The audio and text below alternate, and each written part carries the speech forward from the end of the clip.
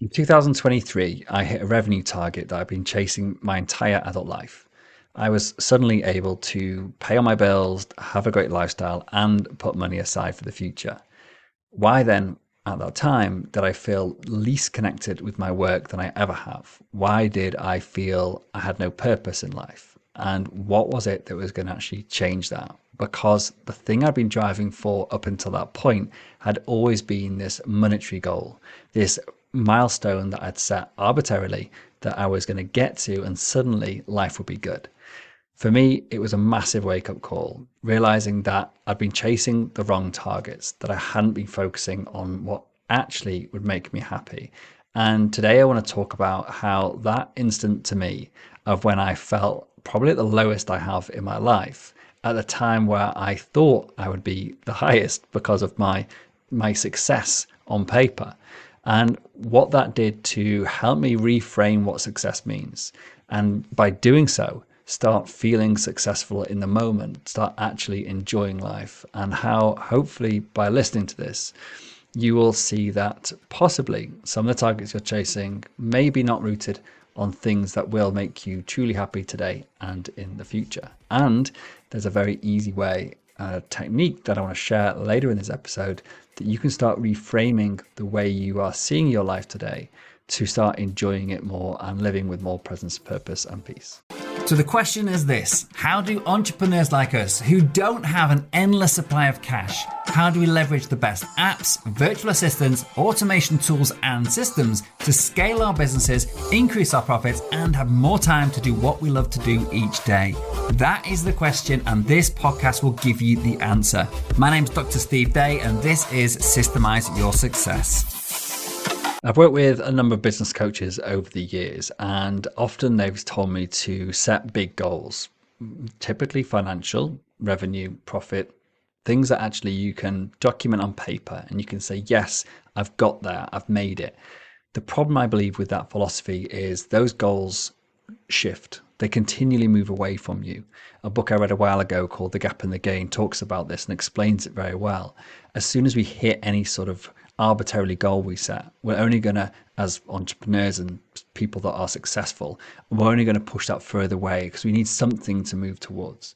And so I believe that by me chasing that kind of goal, I lost focus on what was truly important in life, on the things that matter, that actually give us joy, that make us happy, that are the reasons that many of us start businesses.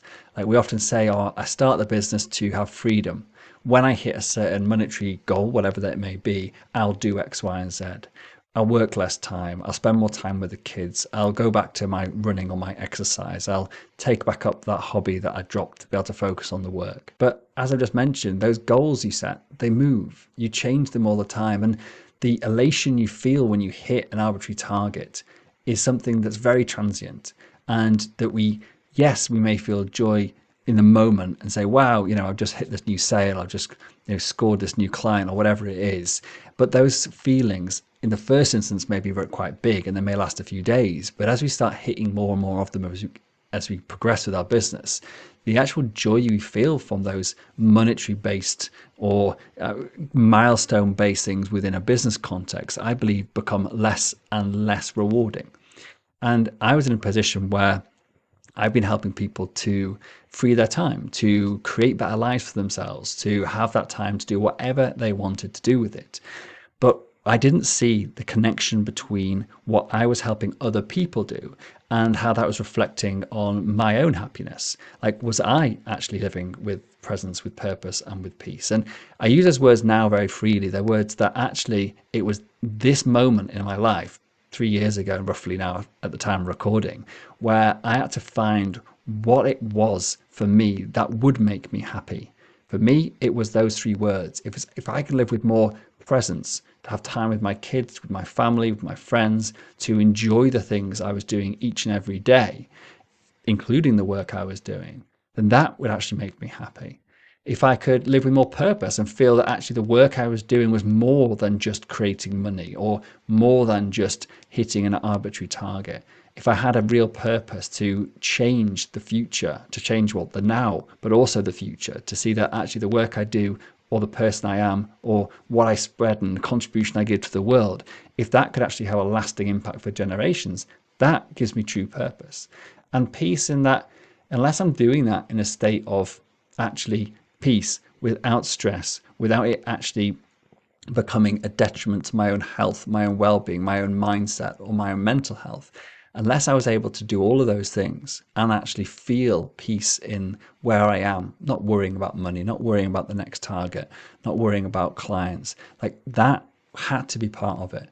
And so figuring that out is the moment, or figuring that out was the moment in my nearly 5 decades of living that I suddenly started appreciating what I actually did and appreciating the people around me and appreciating where I lived and appreciating the time I had and starting to make changes to improve the things that needed to be improved in my life.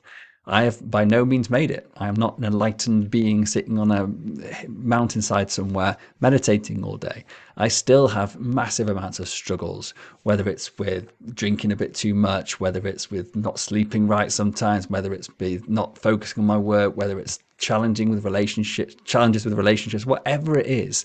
Like those still exist, but I'm doing that in a way or from a place of like understanding that is part of who I am and then working each day to actually become a better person because I've got time, I've got the energy, I've got the patience to actually forgive myself, to work on myself, to become better. And that's the point of this is if I find joy in all of those things, in the becoming as much as the arrival, that old, cliche phrase, I enjoy the journey as much as the destination or whatever it is, like realizing now that the truth in that is just been life-changing to me.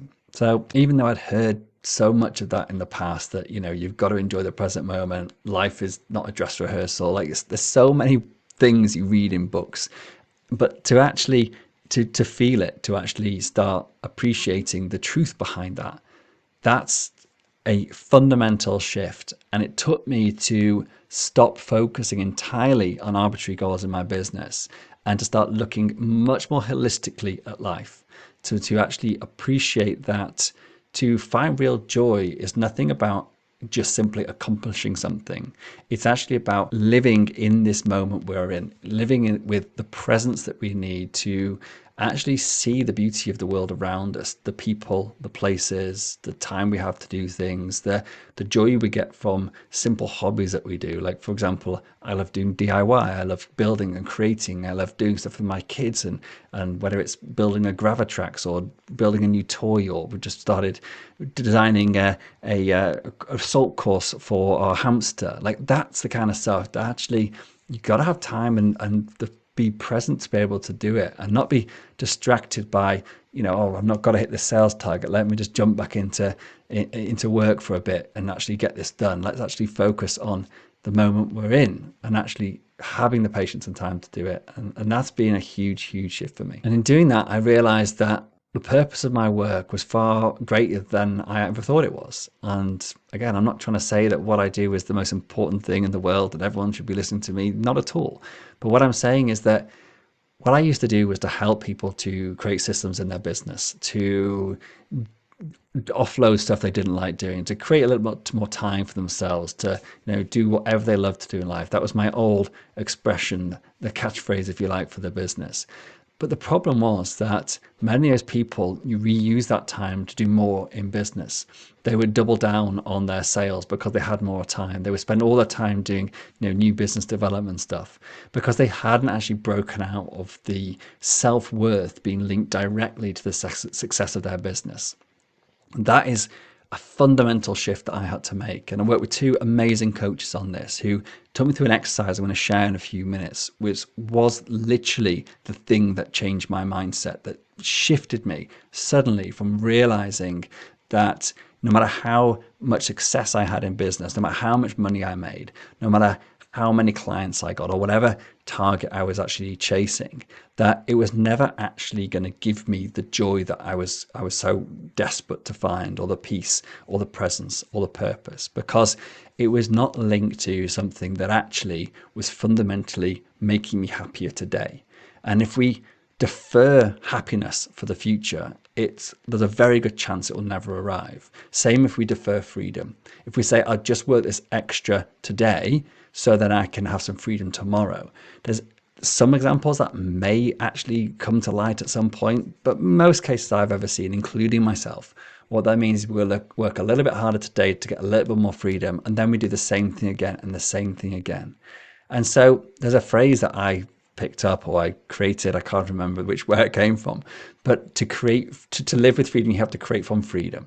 And what that means is that actually the moments in my life where suddenly there's been a monumental shift in actually having more freedom is when I created that freedom before anything else happened. So the example I've given many times probably on this podcast and to my clients is that I was working super hard, probably 60, sometimes 70 hours a week, and in the business that I'm currently in. And this is going back 7 or odd years now.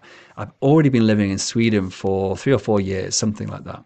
And near to Stockholm, there are ski slopes within 20 minutes. There's a whole ski resort within 2.5 hours, which you can jump on a coach to get to.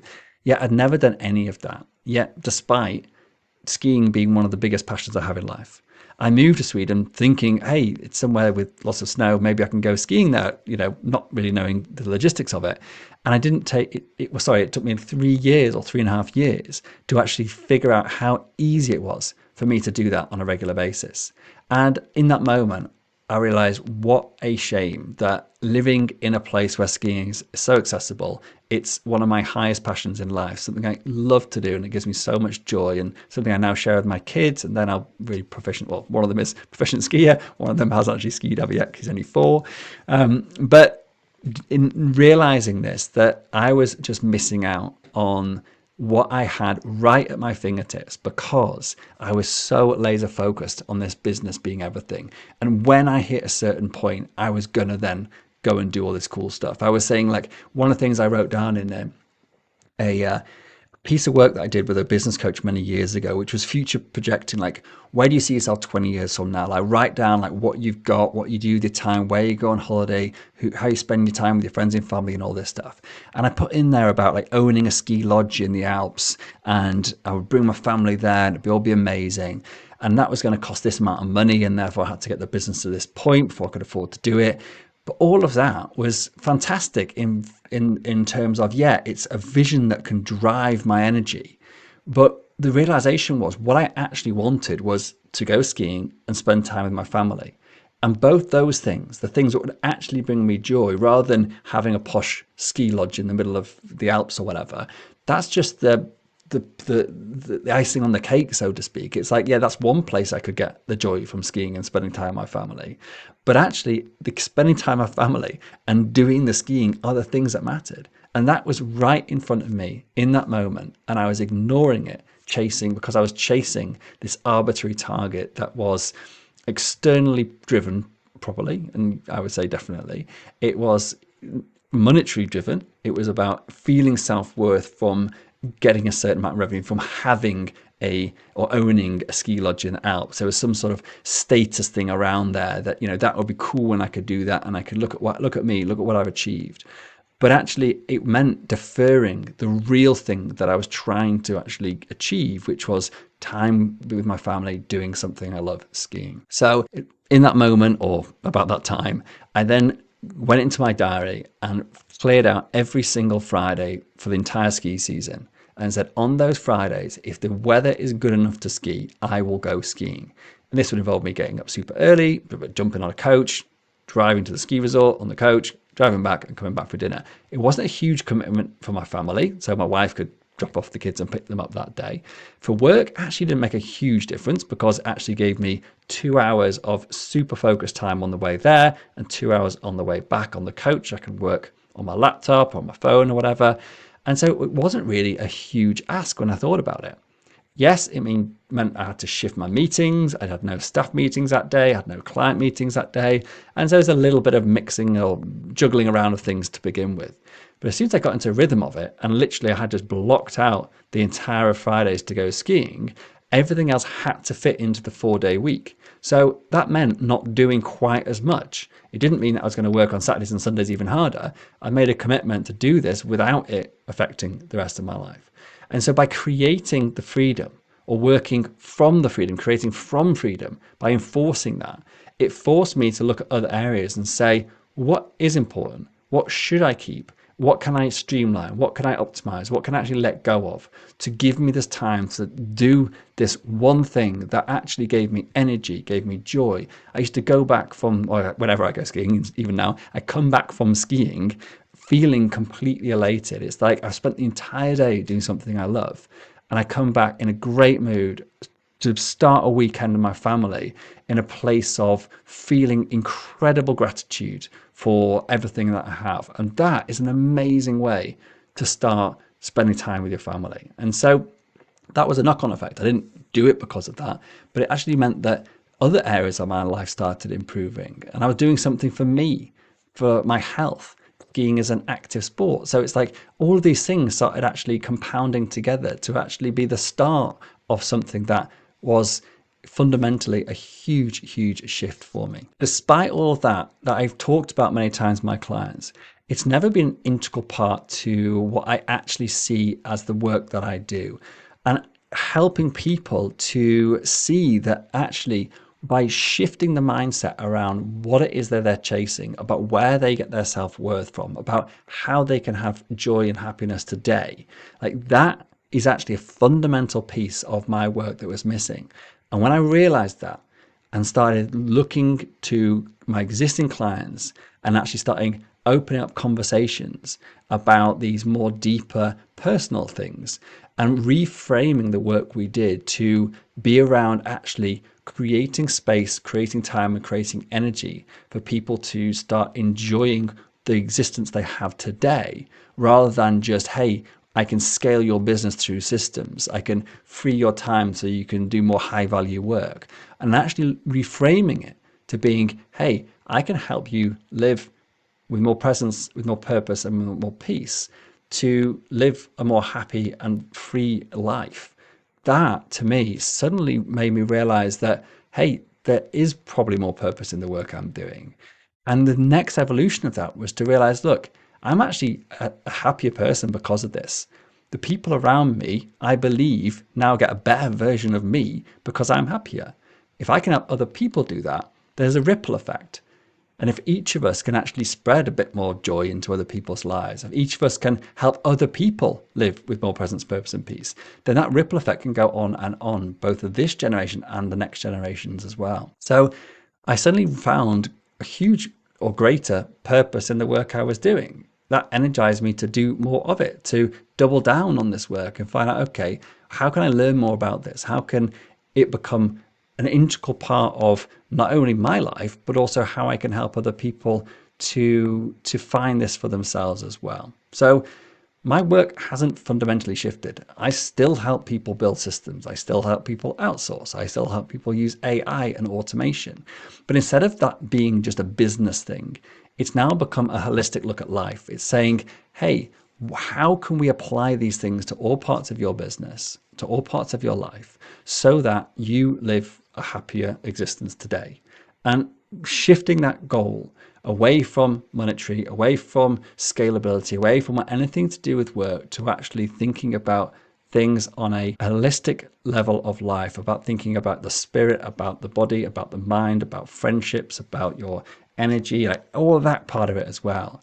And actually just being able to live more in the present and enjoy the moment we have right now, because it is the only moment that exists. And that to me has been a shift that has fundamentally changed the way I see not only my work, but also the world as large. And I promised I was going to share the exercise that I went through with my amazing coaches on this. And this was a mind exercise that we went through in a very early session I did on their Impact Accelerator program that I actually joined about 2.5 years ago now.